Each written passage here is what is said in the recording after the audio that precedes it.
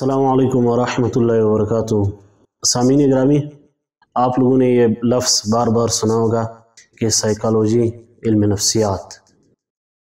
इल्म नफ्सियात क्या है, साइकोलॉजी क्या है, इस हवाले से मुबस्सिरीन फरमाते हैं the study of behaviours is called psychology, कि रवैयों का मुतालिया करना इल्म नफ्सियात कहलाता है।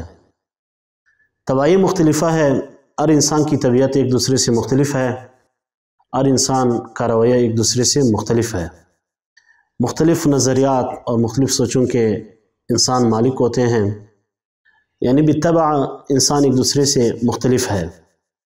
तो इस हवाले से आप लोगों को बताता चलूँ कि रवैयों पर उबूर रखना, लोगों की सोच को समझना और रवैये को समझना, ये इल्म नफ्सियात है।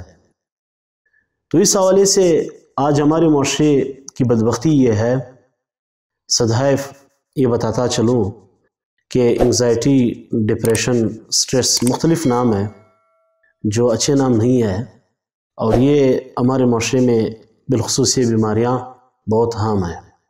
पहले ज़माने में ये बीमारियाँ इतनी ज़्यादा नहीं थी, आजकल तकरीबन हर कोई इन बीमारियों का शिकार है, और साथ साथ फैसिलिटीज़, सहूलियात भी इस दुनिया में बहुत ज़्यादा हैं पहले कदीम ज़माने की निस्बत।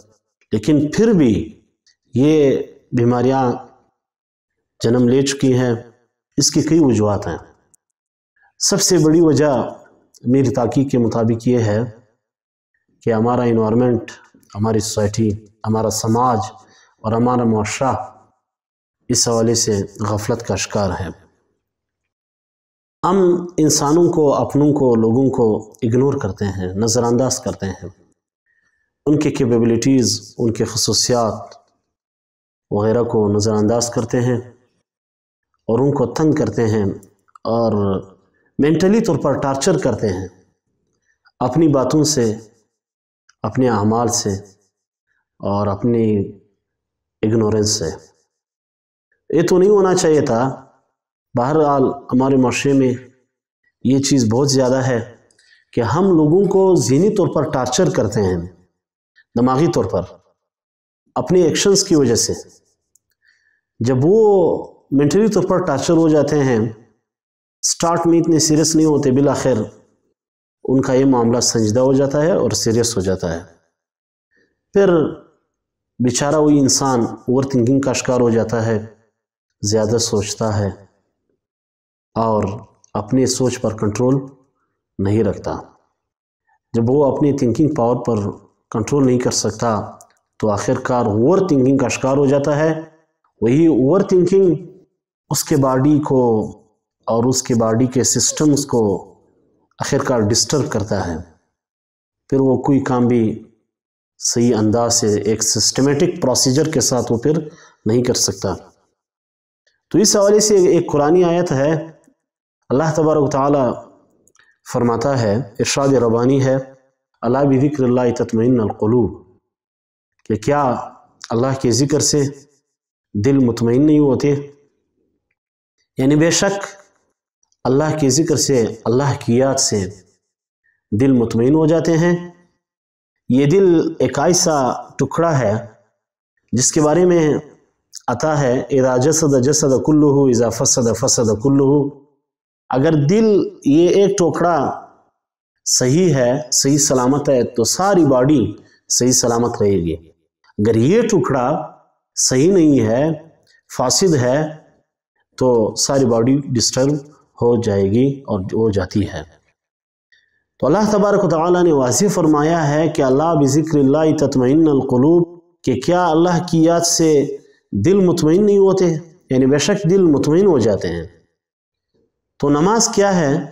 नमाज अल्लाह की याद है। अल्लाह तबारक व तआला फरमाते हैं, अक़िमिस सलात लिज़िक्री, मेरी याद के लिए, मेरे ज़िक्र के लिए आप नमाज पढ़े।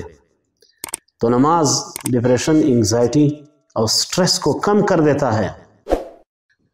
अल्लाह तबारक व तआला का एक बार फिर फरमान मुबारक है, इन्ना सलाता तन्हा अनिल फ़हशाई वल मुनकर, बेशक नमाज बेहयाई और बुरे कामों से रोकती है। तो नमाज स्ट्रेस, नफ्सियाती अमराज اور مینٹلی طور پر جو بندہ ڈسٹرب ہے اس کے لیے واحد علاج ہے، تو اس بندے کو نماز پڑھنی چاہیے، کیونکہ اللہ کا اہم فریضہ ہے، اسلام کا بنیادی طور پر دوسرا رکن بھی ہے۔ تو قرآن پاک کا ایک نام ہے کتاب الشفا۔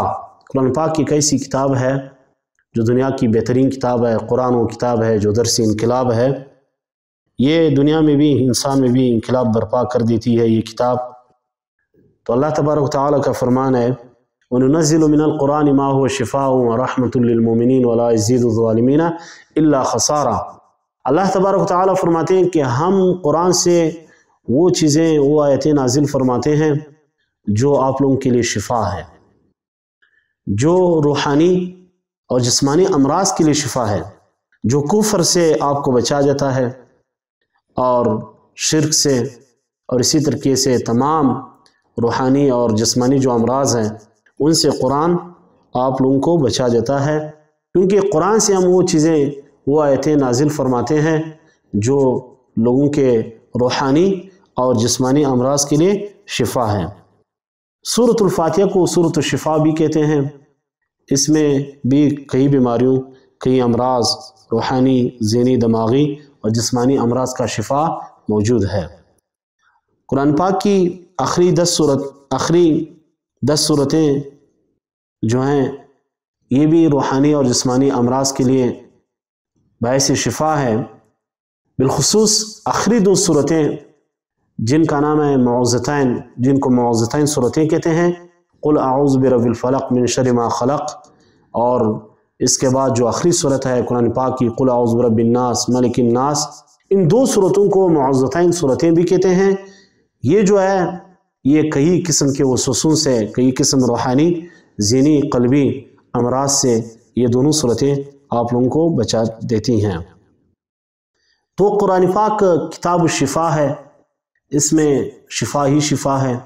انسان کو چاہیے کہ ان امراض سے بچنے کے لیے قرآن پاک کی زیادہ سے زیادہ قرات اور تلاوت کریں، اور نماز کو پابندی اور اہتمام کے ساتھ پڑھیں، اور سوسائٹی کے ان لوگوں سے جو خود ذہنی طور پر مفلوج ہیں اور خود تو مایوس ہیں بلکہ دوسروں کو بھی مایوس کر دیتے ہیں، ایسے انوائرمنٹ سے، ایسے ماحول سے اور ایسے معاشرے سے اور ایسے سماج سے لوگوں کو بچنا چاہیے، تاکہ وہ خود تو مریض ہیں اور ان کے مرض کو وہ خود اپنے آپ میں نہ لے، کیونکہ جو خود مایوس ہوتے ہیں وہ دوسروں کو بھی مایوس کر دیتے ہیں، اور جو خود ذہنی طور پر مفلوج ہیں اور بیمار ہیں، مینٹلی طور پر ڈسٹربڈ ہیں، لہٰذا وہ دوسروں کو بھی مینٹلی طور پر ڈسٹرب کر دیتے ہیں۔ تو لہٰذا صحت کا خیال رکھیں، بالخصوص ذہنی صحت کا خیال رکھیں۔ صحت کے بارے میں جناب رسول اللہ صلی اللہ علیہ وسلم نے فرمایا ہے کہ ایمان کے بعد سب سے بڑی نعمت اللہ تبارک و تعالیٰ کی جو ہے وہ انسان کی صحت ہے۔ تو ایمان کے بعد ہمارے لیے سب سے زیادہ اہمیت رکھنے والی چیز اگر ہے تو وہ ہماری صحت ہے، تو ہمیں روحانی اور دماغی اور ذہنی صحت کے ساتھ ساتھ جسمانی صحت کا بھی خیال رکھنا چاہیے۔